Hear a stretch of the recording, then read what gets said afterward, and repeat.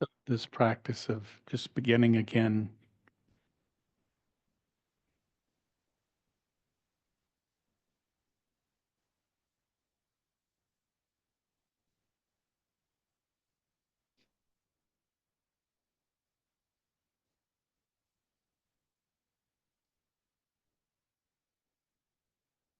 this word bhavana, which translates as cultivation. So we are cultivating a practice of including the body,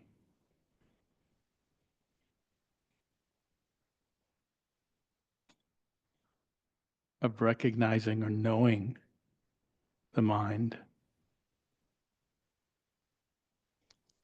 and softening, connecting to the heart. So there is body, there is mind, there is heart. And as they begin to line up, then there's a sense of relaxing, a sense of enoughness. This is enough right now. No yesterday, no tomorrow, not even today, just now.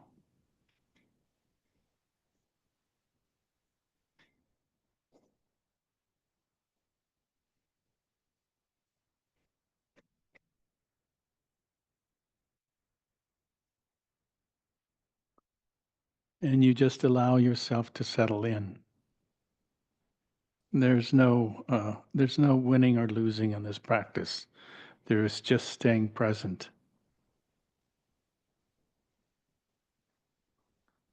accepting what is happening in the body,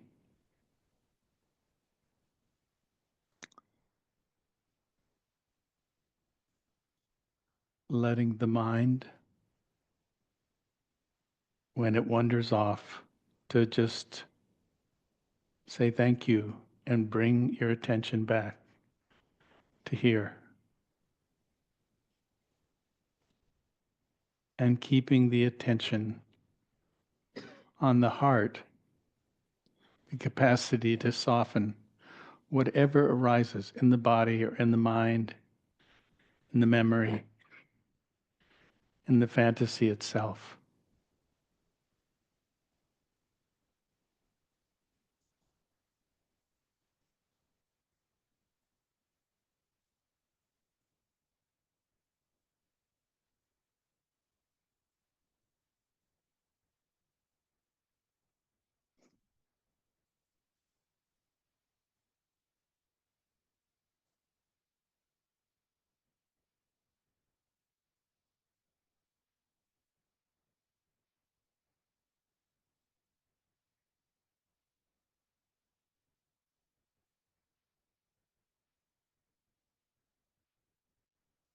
So taking a moment just to feel into the body, sitting on the pillow or bench or chair or couch.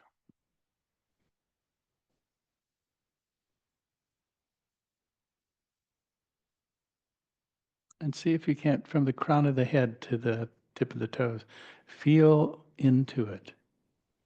So you can simply start by bringing your attention to your feet, and then gently see if you can't feel your way up the calf and the shins, the knees,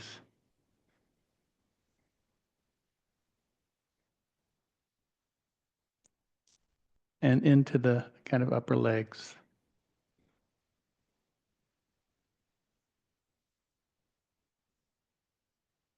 the buttocks on the chair, pillow, bench, couch.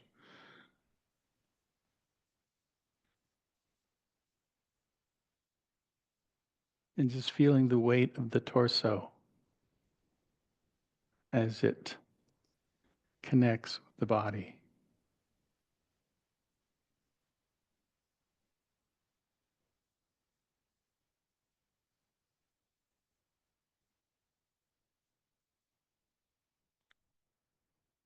And then just allowing that attention to move up from the bottom of the torso.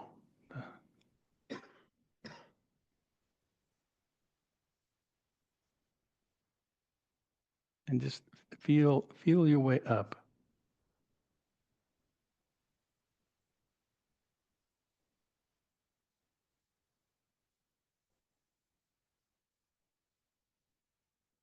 As the breath in the torso rises and falls, the belly expands and contracts.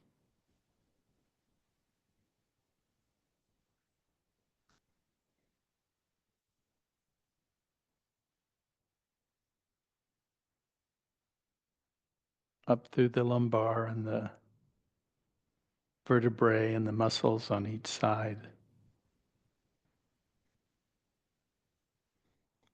And then from the expanding and rising and contracting and of the belly, one moves into the area of the lungs. And just starting at the base, the lower part of the lungs. Seeing if you can't just, you know, the mind is so fickle, it just wants to run off or it wants to make a story about certain discomfort or pleasure. And the idea here is just simply to note it. Know it for what it is. It is the play of sensation, arising and passing away. Sometimes not so comfortable. You can use the word painful. Or sometimes it is just effervescent.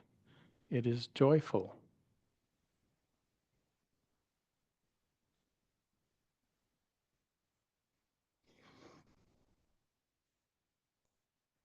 And then as you allow this awareness to move up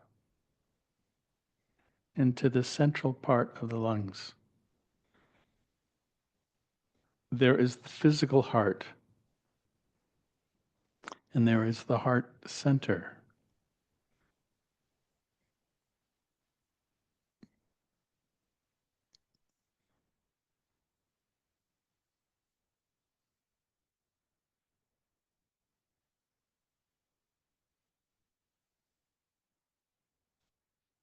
And the nature of your mind will wander off. And the nature of this practice is to bring it back. In this case, we're just exploring the body in its experience.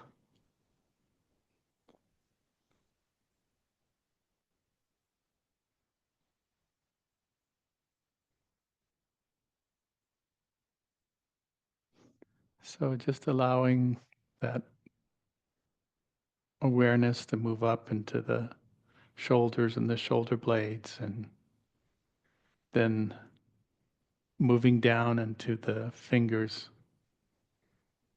the palms and the thumbs and the back of hands.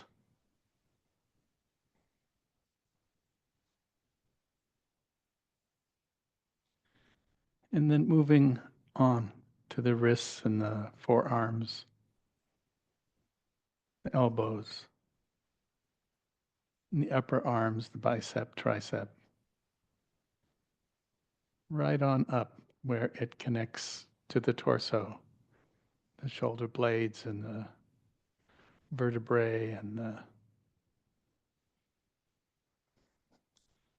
the neck, the muscles on both sides of the vertebrae, the throat.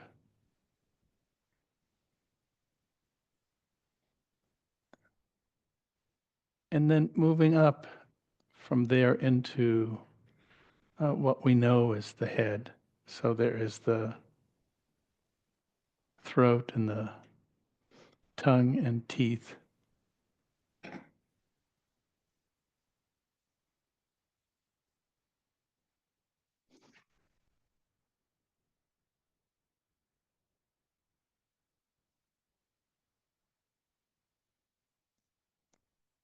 There is the breath,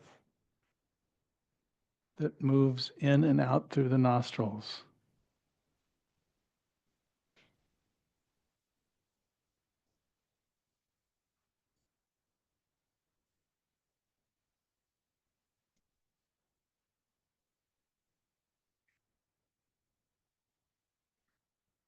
There is the seeing,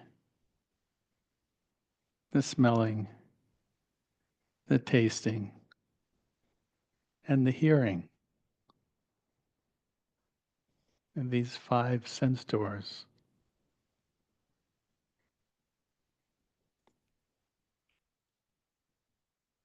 allowing the world to come to us.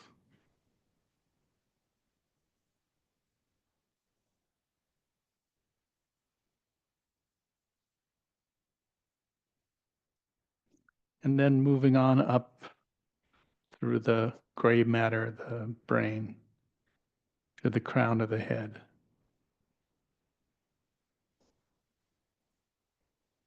And seeing if you can't just leave the crown open.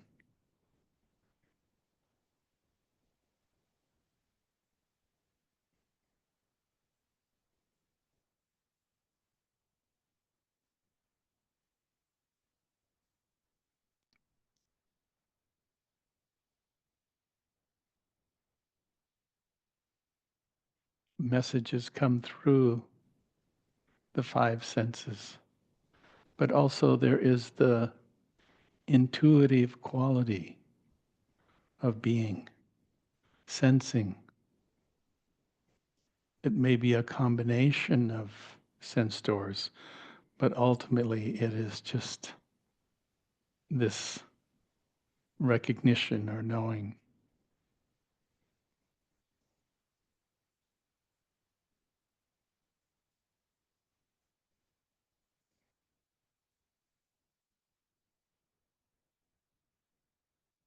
And then there is just this sitting in the center of yourself,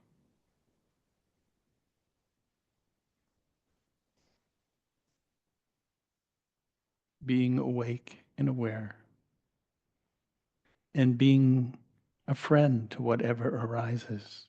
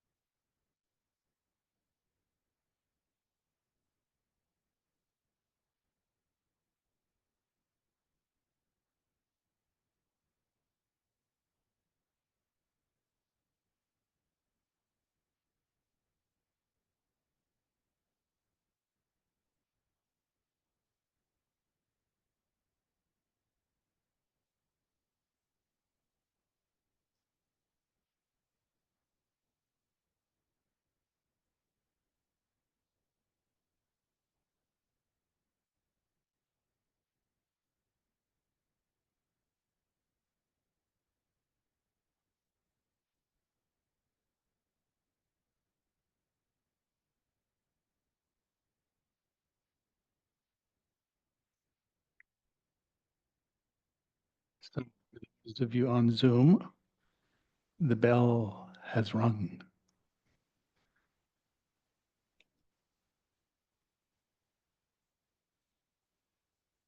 So we'll take us a short stretch break here, then come back and see where we go.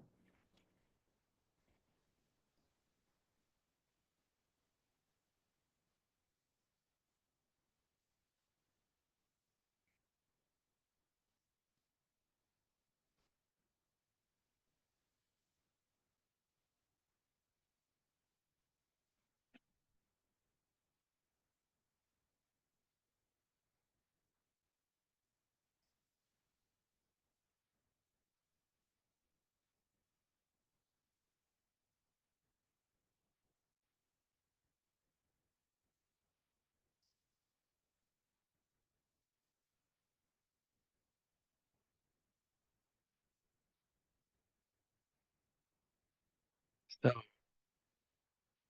Adam asked me, well, what do you want to teach this week? And I said, everything. So, but it's also the tenets of Buddhism, you know, and I feel like you can never not get enough of this because it is the the bedrock of the Buddhist teachings. So it's pretty simple stuff, but how deep does it go? That's a question. And so there's certainly a surface level to all of this, but there's also a really deep level. You know, it's amazing. I think of this truth of impermanence, the first of these, you know, and then we go to dukkha or unsatisfactoriness. We go to, you know, I'll just say there's the thinning out of the self, you know. And then last night, Adam talked about nibbana, which is the kind of the culmination of seeing clearly. And you know, it was always great for Ajahn Buddhadasa, who was a great Southern Thai teacher, who talked about it as we are having little nirvanas all the time. You know, though that's the kind of crux of how this works. You know, oh yeah, there's the big idea that somehow you know, I know the Thais, they don't want to talk about it because it's something that's culturally been so lofty. And what Buddhadasa brought it down to was like, oh, every day, you know, every time you let go of something and you have a moment of clarity, that's it. And so, and we start building on that, you know, and eventually, and really what I want to talk about tonight, which is about everyday awareness, because ultimately this is a householder's retreat, which is different than, you know, I've spent years in solitary retreat, and which I recommend to everybody. But I know not everybody wants to or could do it, and I was very young when I did it, and now I'm just old and lazy, you know, and I'm happy to. Well, I'm happy to have, in a sense, put in my time on the cushion, which actually allowed me to see through things. And, you know, we're such drama creatures. Have you noticed? No? Just like things happen. And, and when things happen, we, in some sense, we react to them, and not always with wisdom. And I hope that, you know, really what this is about is the cultivation of wisdom, and hopefully through understanding of what the tenets and the processes of letting go are all about, even within the dramas, you know. Because if you can learn this, you will have um, you will have the two pieces I hold most dear, which is peace and ease, you know. And why not, you know? You know, I'm amazed. You know, I've been back now, what, a month and a week to the States from halfway around the world, and what a crazy, crazy stuff going on. You know, it's really nuts. You know, and um, and yet I know, in some ways, this kind of gives a person some impetus for spiritual searching or seeking. You know, in some sense, when I listen or read the stuff that's going on, I go, "Oh my God," you know. Uh, but I remember I went through the '60s, so I know something, you know, that I hope you don't, but if you probably do, if you're old. And so we go through these changes, you know, and these changes are um, the necessary pieces for wisdom, you know. And the thing I'm sorry to say is that the truth of how this works is I don't care how lofty you get. Um, Actually, the teachings come through the suffering, you know. So unfortunately, but it seems like we are creatures. We're trying to, you know, adapt and kind of get what we want and keep away what we don't want. And but in that process, we suffer, you know, and because we suffer, then you know, sometimes when everything's going perfectly, there's no learning going on. And but when there is strong unsatisfactoriness, it actually gives us um, the possibility of seeing into what they call the middle way, you know, sort of between the extremes, because those things create or uh, support the extreme, you know, and and there is something that you know, and I'll say this: it's I like the word unseen.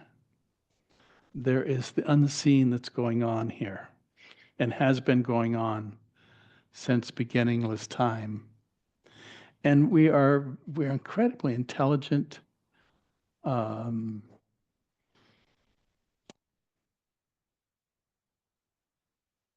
a creative people, which is wonderful. And we keep sort of I have no idea what they're inventing these days, new things. I mean, I just have trouble running my iPhone, so you know. But there's a lot more out there going on, and and I think there's a lot of uh, incredible youth out there. I had the privilege of my grandson. He turned 20, and he was he came last year when I was teaching in Thailand a 10-day retreat, and sat the retreat at 18 or whatever he was then. And you know, at the end of it, he said, "I want to be a monk," you know. And it was like, oh, great. Now he has a girlfriend. So he entered the new world. But, you know, uh, he had that impetus at that age, you know. And I think one of the beauties of the Thai culture that I have been privileged to be around, particularly these last 9 years, is that, you know, for the men, and this is a little tricky, but it's true. It is the men. The boys, in there between, say, anywhere from 8 actually, but usually it's about 14 to 20. They have at least 6 months of monastic life. And so, in a way, I always thought when I first kind of was there, I thought, oh, I was drafted in 1967. I mean, I had to fight the whole thing, but that was our cultural reference. You know, that you go off and and certainly there was a lot of great uh, things that happened that way, a lot of camaraderie and stuff. But for the Thais, it's this, you know, going off and spending 6 months in a monastery, and sort of it's the way they separated the families out, and and then they learned uh, about the Dharma, and that they had this great possibility of either staying in, which many do. There's a lot of monks in Thailand, and or learning the basics, And really, that's what I wanted to kind of have you this week in this household of retreat experience, because to have a foundation and understanding, to me, in my early 20s, one of the most, and I was deep into this stuff, and impermanence was like the most magical thing I could think of. Why? Because everything is dependent on that, you know? And all of our instinct is to somehow, can I hold it, freeze it, create some way for things not to change, you know? And, but of course, that's not the way it is. And what's really interesting in that, and at least this was my experience of it, that it was concentrating it down to the microscopic level. And you could just see the rising and passing away. And you go, oh, that is what's happening all the time. And can we translate that into the everyday bigger life, you know? Uh, and you can, you know? And if not, if you don't get it, you suffer, fortunately, you know? And, even through my illnesses and stuff, uh, they've been okay because I knew. I knew one thing they would change. The other one was that the physical conditions um, could be seen as a problem or a teaching, you know. And I think I took them as a teaching, and they have served me well. And I'm still here. I can't wait. I'm going to have this next year 80. I have a birthday. That's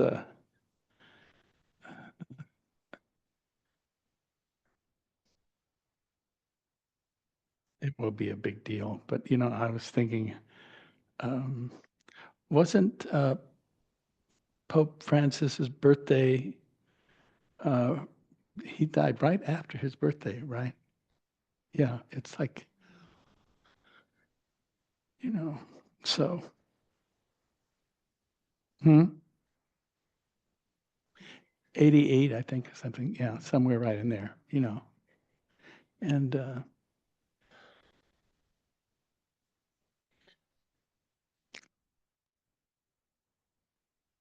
anicca, just all things are impermanent. And to truly, in the chance, if you truly understand this, you understand happiness. Think about it. You know, if you actually learn how to totally let go. And I know that, we are uh, we are teachers. We are teachers. Um, we hold on to the pleasant and we hold on tightly and we try to manipulate our world to hold that. And I think one of the lovely thing, I live in a very poor district of Bangkok, and the people are so amazing. They one thing, there are no street people. Everybody kind of figures out how to get by, whether it's through their family or whatever. And that all the men had that training. But it's like my friend there, one of my friends, she gets up at 3 in the morning.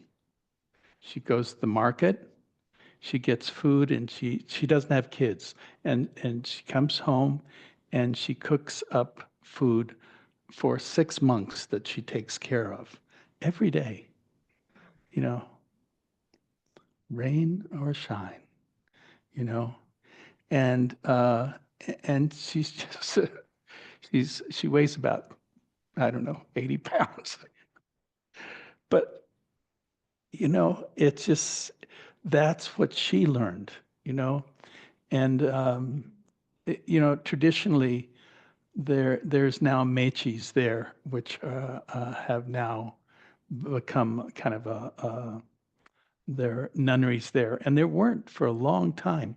They actually got the lineage from Taipei to to to carry on with because there's quite a few rules that hold them, but they're there and they're increasing all the time. But they still have this old culture of you know of cooking and cleaning and serving the monks, and that was whatever their practice, and it's quite impressive, and they don't think anything about it. There's no, we have so much overchoice here. I'm just amazed at the options. I remember when I first in the 60s, I first went to India, and then I came back to the States in the early 70s, and I remember, oh, at that time in Kathmandu, there was one toothpaste. Oh, here there's like 50 row of, so it's just overchoice, and I think that's for us in the kind of lay world. It's true. As I get older, I notice I'm not as adventuresome as I once was, you know, and which is okay. I don't mind that at all. Um, but I have picked the toothpaste and I stick with it. I can't look at, oh my God, I'm overwhelmed by the overchoice here, you know.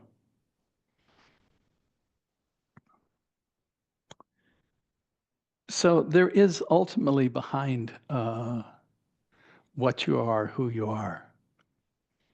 There is an awareness that you can begin to, first of all, just recognize you are that awareness. It's not something separate from you, it's something you've never been away from, but you begin to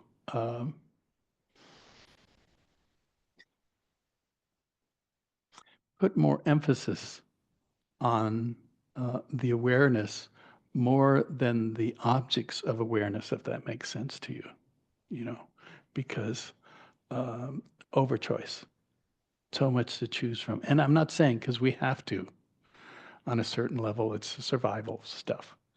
But there's also this truth that somehow, how are you holding things? you know. And if you can hold them with the simple awareness, which is awareness is simple. It's not something that has been made up or something that you have to, practice or perfect or anything. It's already perfected. It's just that you have to turn your way, yourself away from the multi choices and see that there is this. Um, and it's interesting because they talk about it as non-dual, something not two. It is just the single truth of keeping the mind unattached to the goings on. So there's actually a kind of clarity that comes with the ability to keep, uh, maybe it's just you keep letting go, letting go, letting go until there is just that which is known. And what is known is the awareness, you know. So it's not fancy. It's not anything, uh, it's not esoteric. Not that esoteric doesn't happen around it, but it itself is really simple, you know.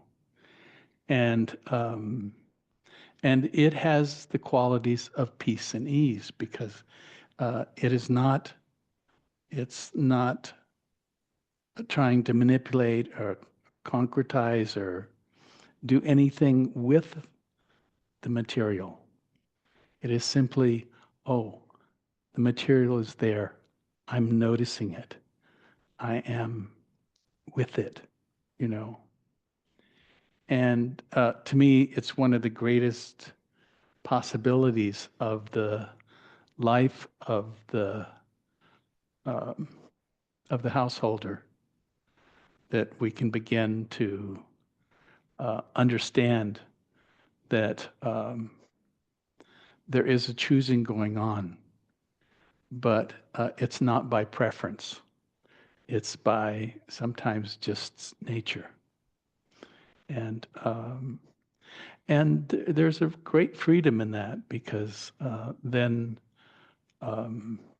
it's not saying that sometimes choices come that are really difficult, and yet that awareness. One of the tricks with the awareness is you can actually be with it in a sense of it, um, because it's not something. It is the awareness of, but not in it. And so we begin to kind of feel that on some level. And we're not trying to control the material. We're really not trying to control the material. But sometimes we have to make choices within the material, if that makes sense to you, you know? And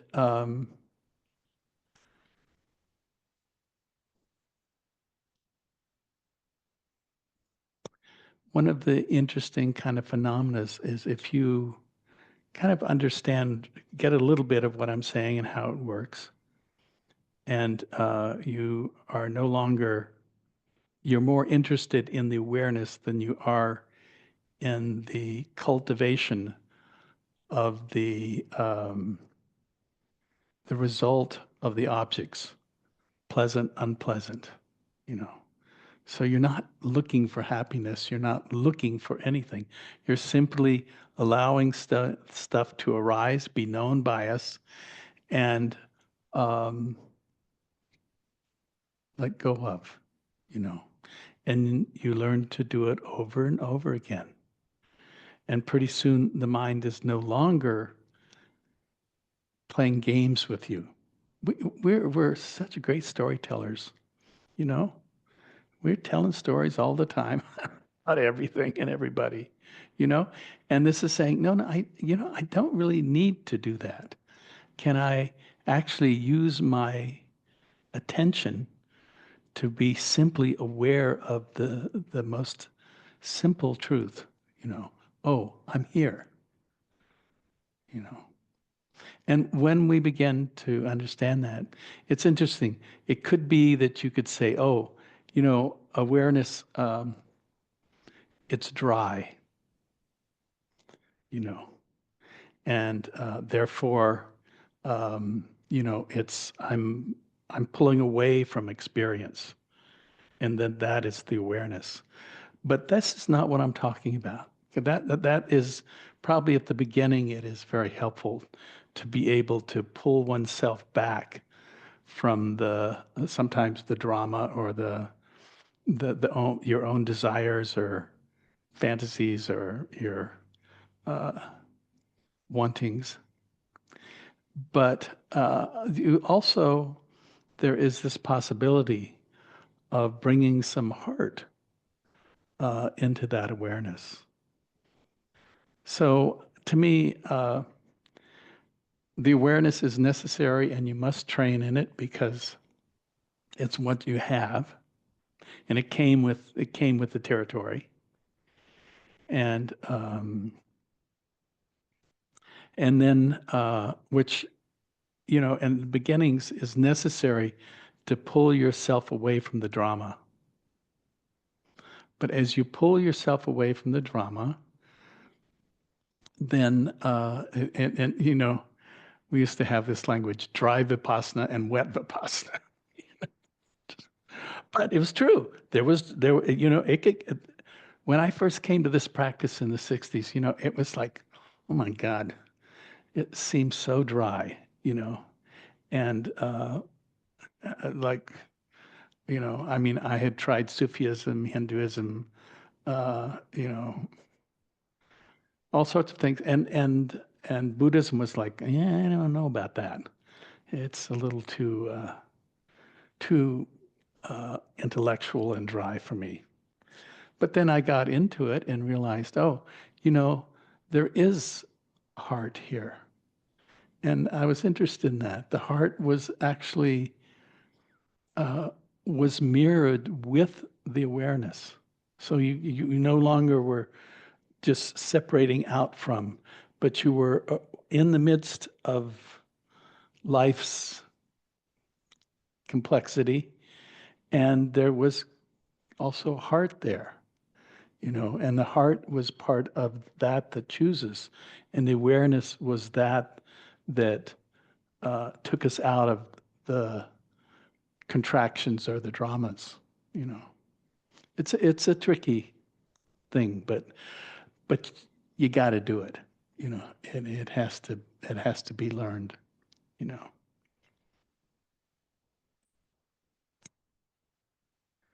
when I first began this, I was really into, oh, you had to get enlightened. And then at some point I figured, oh, wow, that is just striving to something. And I have to admit, I was a striver, and so this was like, oh, it's like maybe it was like a dog with a bone. Kept chewing on it. He's going, okay.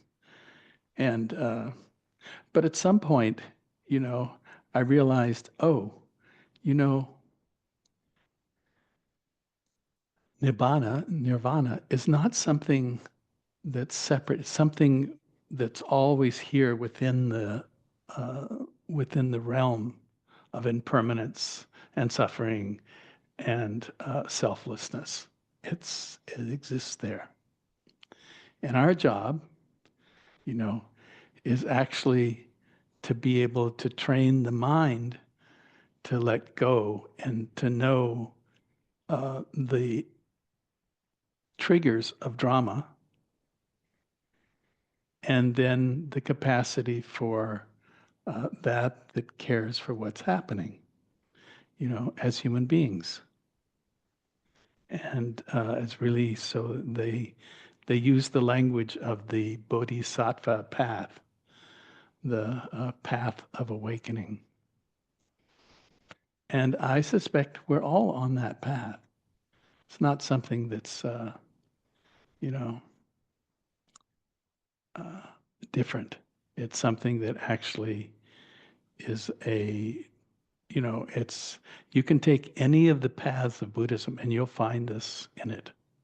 You know, you will find the awareness and you will find the compassion or the caring that's available.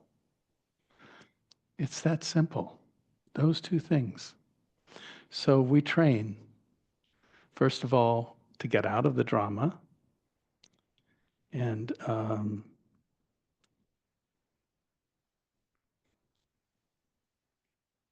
instead of striving for something, it is actually becoming aware of what's already here. So, in essence, I'm saying you're already awake. You don't have to strive to become awake. Uh, you do have to remember that samsara, the world of duality, is going to pull you. And so you're going to have to train so that you can pull yourself away from that and find what is it that holds everything. I mean, this is a phenomenal place, you know. And consciousness is really interesting. It narrows itself down on objects, thinking somehow that it can solve it. And what's true is it cannot solve it. You know, you're not going to solve it, but you are going to be able to know it and kind of relax into it, which then one, in a sense, and I'll say this, you don't really suffer then. Even, I was thinking about, I had terrible, after, I guess was that my last surgery? Yeah, uh, 2 years ago. And, for 5 days, I mean, they cut me left and right. And I, all it was pain. It was just like I was caught in pain. But there wasn't any suffering there because I didn't add anything to it. And, there was no storyline about, oh, poor me, how come me, and that stuff, or what did I eat wrong, or what did I do wrong? Instead, it was like, okay, this is what's true. And, it was a really, uh, that's the thing. It can be a teaching or it can be a problem. And in this case, I allowed it to be a teaching. And I'm not grateful for it, by the way. I'm grateful for my life, but that and I wouldn't wish it on anybody.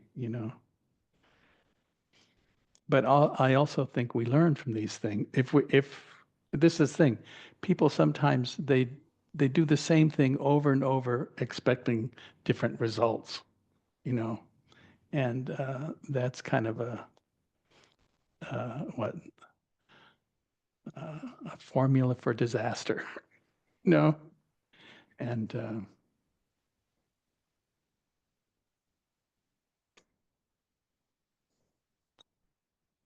so, what else do I want to say about everyday awareness?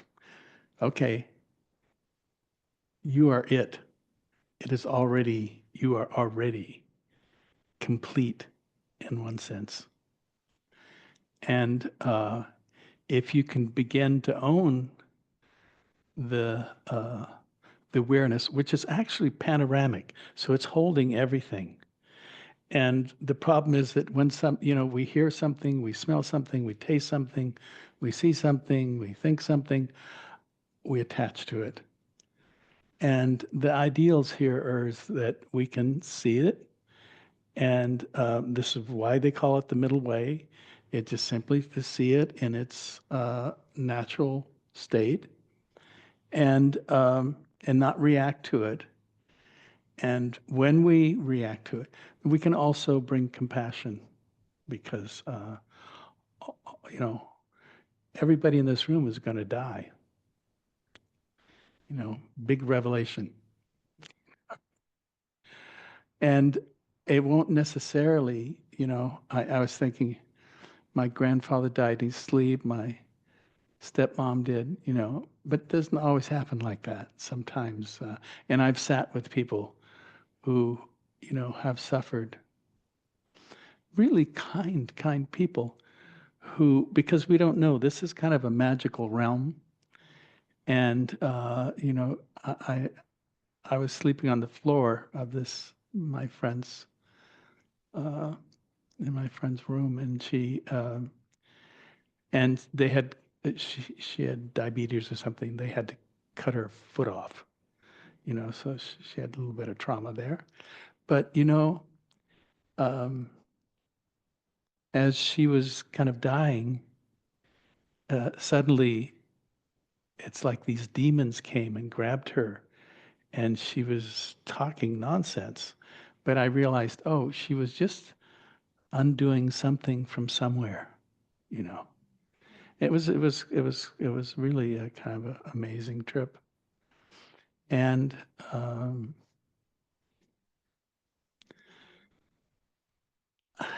I don't know because she was so, I mean, it was the day before she died. So she was out, you know, and it was just karmic untangling as far as I could tell, and there wasn't any present emotional reactivity. It was all, you know, kind of like a past movie or something. But we're gonna go through it one way or another. And I thought, oh, it couldn't be her. She's too, she's been such a great wife. I couldn't imagine. But we don't know, you know. There is things in my, you know,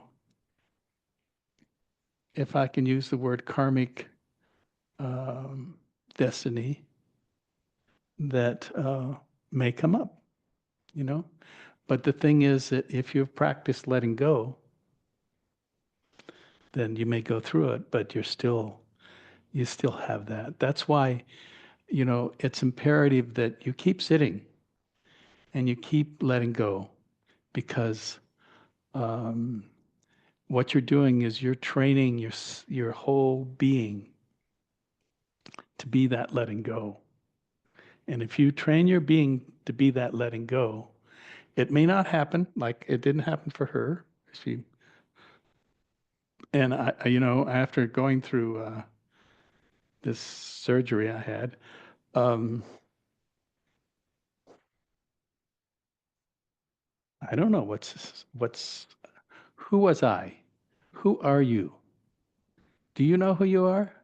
You know who you are here, but you don't know more than that.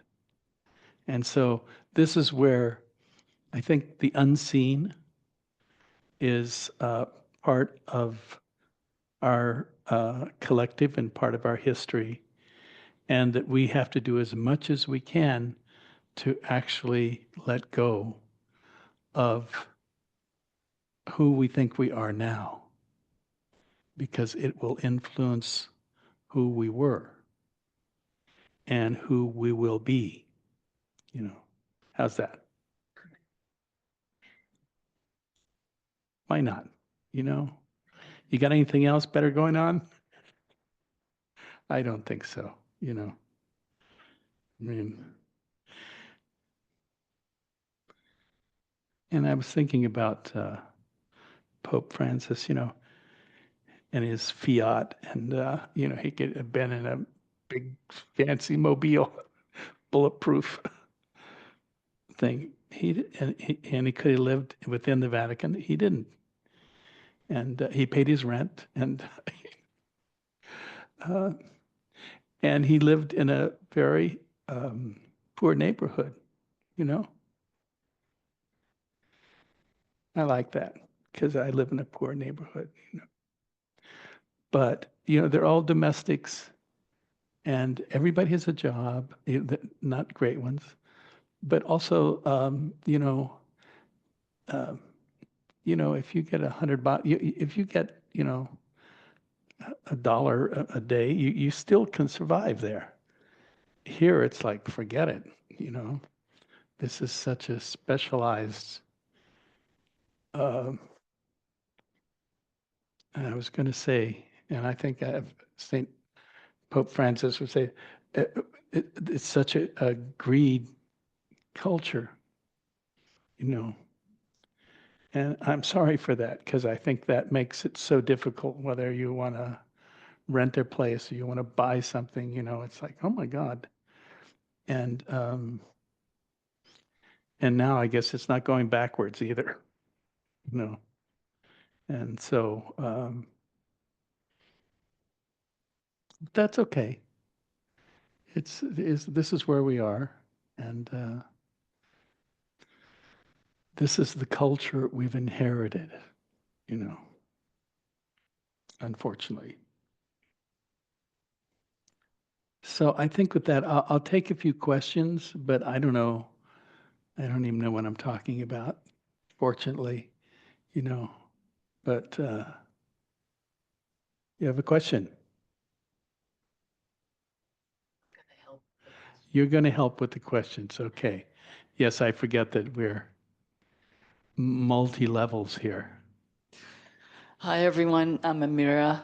I'm in this beautiful meditation space. Thank you, John, so much. Well, you're welcome. We have everyone in the hall here. I'm so happy that you have arrived and all those on Zoom. So if you have a question or a comment for John, I will bring the microphone to you or we'll switch to the Zoom. But Douglas. Douglas is. I'll throw my 2 bits in here for other questions arise. You're talking about like the dryness of emptiness or impermanence. Mm-hmm. And I always kind of thought of it as like emptiness as being like space, and the heart being like the light that shines in space. Yeah, very simple for me. Well, good. It should be simple. Yeah. But we each have different metaphors or, you know, ways that we get it. Image it, yeah. So more of a question, we were talking, Adam was talking last night about Nibbana, and then you referenced it a few times, and about who was a Buddhadasa? Buddhadasa, talking about how Nibbana happens like many times a day and stuff. And, that's all kind of like very soothing. And how it's all right here, right now and stuff. Yet the example of the Buddha, he spent like 7 years in his ascetic in the forest and stuff. And then he sat under the tree for like, days and weeks and stuff until finally something happened, which was very transformational. And that's why we look to him and his teachings with such reverence, because of what happened for him. And so, in reference to enlightenment or nirvana or whatever, these little things that can happen every day, and then the awakening of the Buddha. What's It can with that? happen. Douglas, there's really two schools. There's the sudden school, and which takes a lot of effort. And there is the um, gradual school. And we're in the gradual school, you know.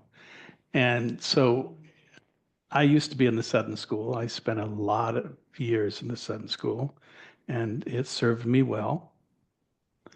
But I also know that, the gradual is something that we can all live with. I mean,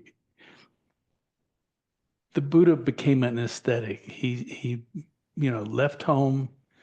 he disappeared and went off with his 4 friends, and they sat and sat and sat and sat and sat and sat, you know, and which is great. I have to say, I joined them for middle part of my life, you know, and I sat in caves. I sat retreat, months and months of retreat, you know, and I was so inspired by the Buddha's life and his and all the saints that have over the centuries found. Maybe it was the fact that if you do it correctly, and I don't know about correctly, that's probably a bad word, uh, do it, you know, that there is these moments of inspiration. And, but I also think, you know, and I come out of the Sun School, so I think the graduate school actually they have also moments of insight, because that's what we're talking about, of really insight into the collective of how does this all work? You know, oh, I saw a little glimpse into it for a moment, and it freed me a little. May we experience more of those glimpses. Excuse me? May we experience more of those glimpses. Yes, absolutely. Thank you, John. We have 2 hands on Yeah. Zoom. Susan was first. Thank you, Amira. Hi, John. You said something that really caught my ear, but I didn't get all of it. You said that the heart is that which chooses, and awareness is that which, and then I lost it. Awareness is that which is, you know, it just is. And so it's not something we have to achieve, it's something we have to realize, you know. And You're talking about the two together. The heart chooses and the awareness does such and such. okay, Susan, I'm gonna, this is a tricky question. The Buddha was the only person that we know that could have both at the same time. And for us, you know, it's more you get a moment of heart, and then you get a moment of insight, and then you get a moment of heart, and then you get a moment of insight. So there's a dance going on with us. And yet they say the Buddha didn't have to do that. He completed his journey, and therefore he was awareness and compassion at the same time, you know. And we kind of titrate back and forth. If that helps, Susan, I don't know. Thank you. Anyway, it's good to see you. It's good to see you. It's, you know. One more person on Zoom, Charmaine. Yes, Charmaine. I don't see you. Ah, okay. Charmaine, you can unmute yourself. You have to, I love your hair.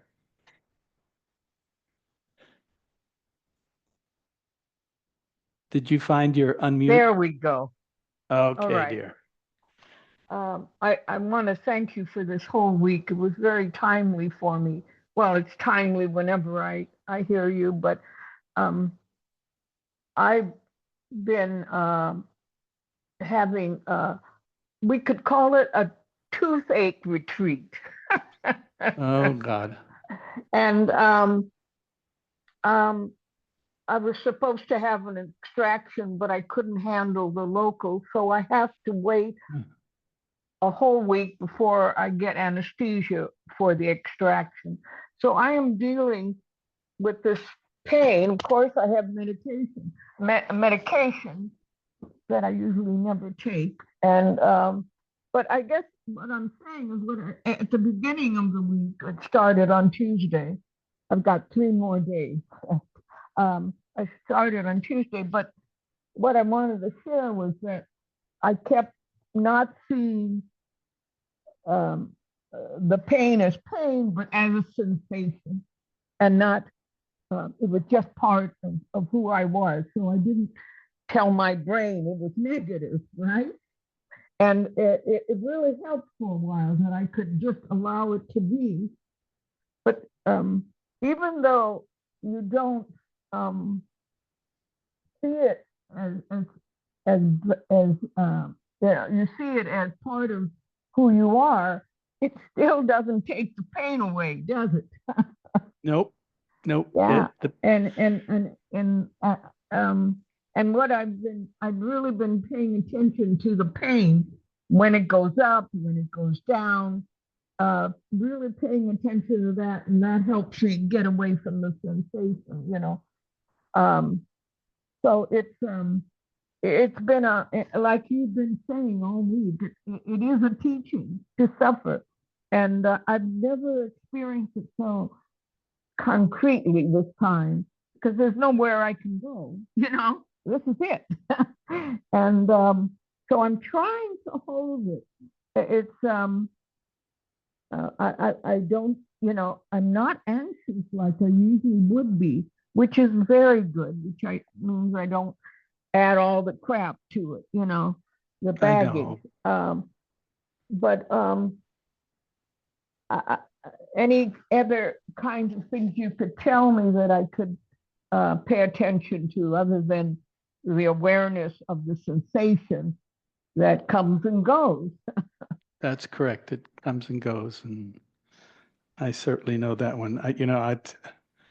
I'll tell you a little story. This was in the 60s, and I was living I came down to New Delhi, where I was staying with somebody from the embassy, actually. And I went to Mrs. Gandhi's dentist, and they drilled the wrong tooth, Oh my God. you know. And God, I had a bad weekend. You know? So I have a lot of empathy, because I've had a lot of pain, and pain is just pain. And you know, it goes and it comes, as you know. And here's the thing, it can be something that uh, you set up resistance to. And by the way, you naturally resist it, but that's okay. There's I also, do, even with acknowledging, even with the awareness there. well, I'm sorry to say, yes, you will. It's a contraction of the body. So suddenly the body becomes this contraction. Just as a reaction more, It's a because that's reaction, what the body does. Yeah, that's what the Okay. body does. And yet at the same time, and this is to me the trick, is it also has this ability, if you can take that discomfort, that when the pain rises, and bring it to your heart. Okay. And that's the best advice I can give, is you bring it to your heart, and then there's kind of it doesn't, by the way, it's not going to do the pain, but No, it's going no. to change you, and that's what I'm interested in. I see. Yeah. You got it? Yeah. It's like, oh, yeah. unfortunately, that in this case is the teacher, Yeah. The coming back to the heart, Yes. one of the teachings anyway. Yeah, because otherwise you're just caught in the sensational world. So, and you can only titrate this. It's just like awareness. So you can't just stay in awareness. You kind of No. dance in and out of it.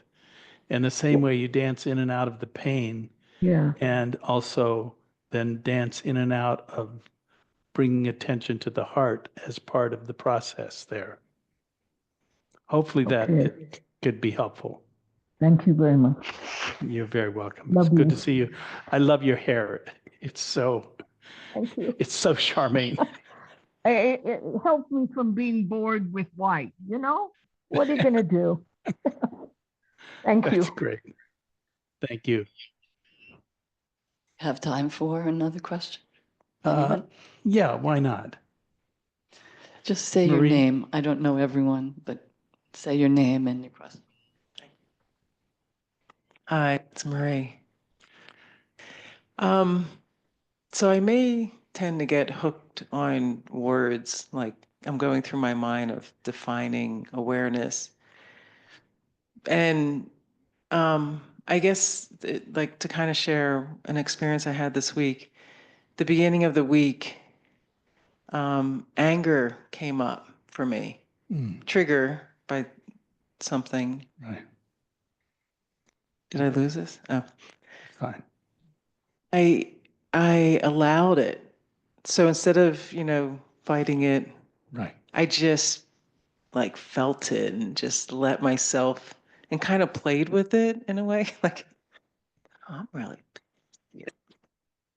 And then, and it was, and I felt the tension around it. I didn't like it. I definitely felt like, oh, the resistance that came up. And then it came into, oh, I'm really angry at me. Like, at first just going with it and just, this is more, and then I sat with that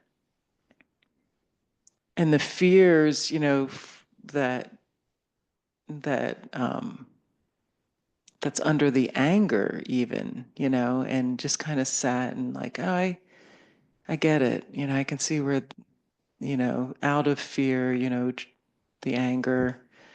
I could see where these, where I learned these fearful things, of scarcity, whatever different things were coming up. Yeah. And then it was almost like getting further distance from it. So like the initial calls was just it was gone. It was just so, oh, it's nothing about that. This is like, so it was just riding this wave.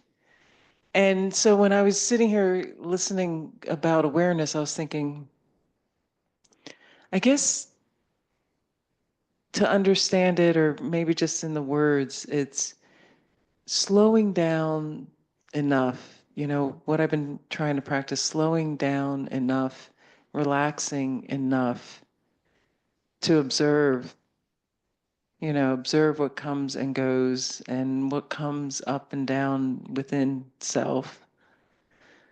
And watching the cling, the tendency for the cling. And it's almost like just with a distance of observation, not separate, but just kind of having some distance from it, like a walking meditation, That's great. Because that's, it's interesting because anger, I don't get it very much, but,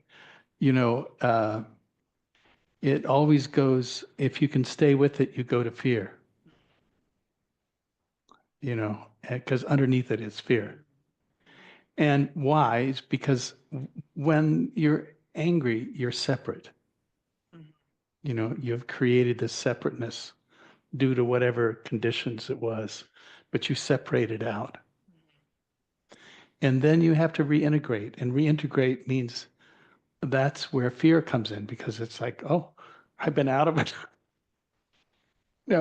And you're afraid. And this is natural consequences from that. And the thing is, that fear is the that reintegrates. It's like, oh, I'm afraid. Oh, I'm not alone. But when you were in anger, you were alone. You were separate.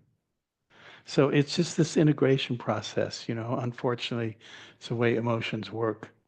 It's very interesting, and all this, sort of. I know, but thank you. So I'm going to do a little metta, and we're going to then do a few announcements, and then we're all going to be enlightened. and you go out into the world aware with compassion.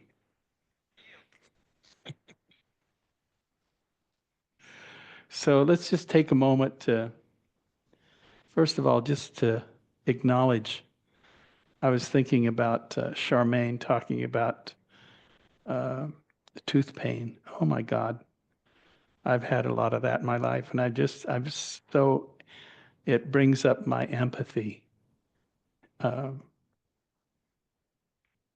because it's so solid, and yet it's not. But just the world is changing, and it's amazing coming back to this country and seeing the amount of what is it, change that's happening, and somewhat self-inflicted. Um, and how much anger and fear must be kind of generated through the world, actually, in this cultural complexity.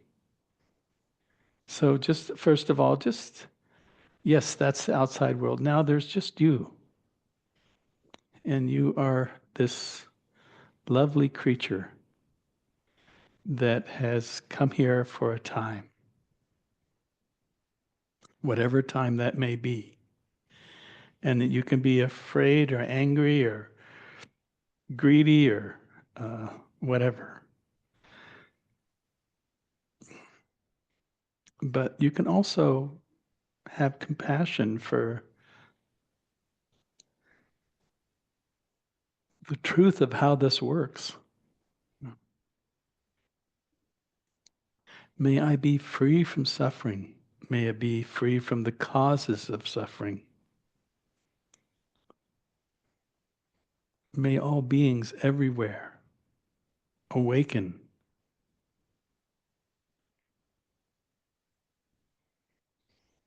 And whatever merit is accumulated through our coming together like this, may it ultimately be for the benefit of all beings everywhere, so that our time here is precious for ourselves and all others.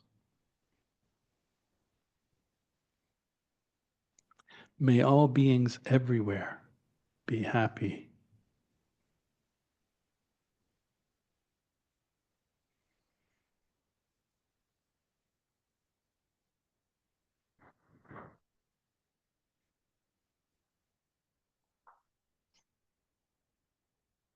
So thank you for your attention.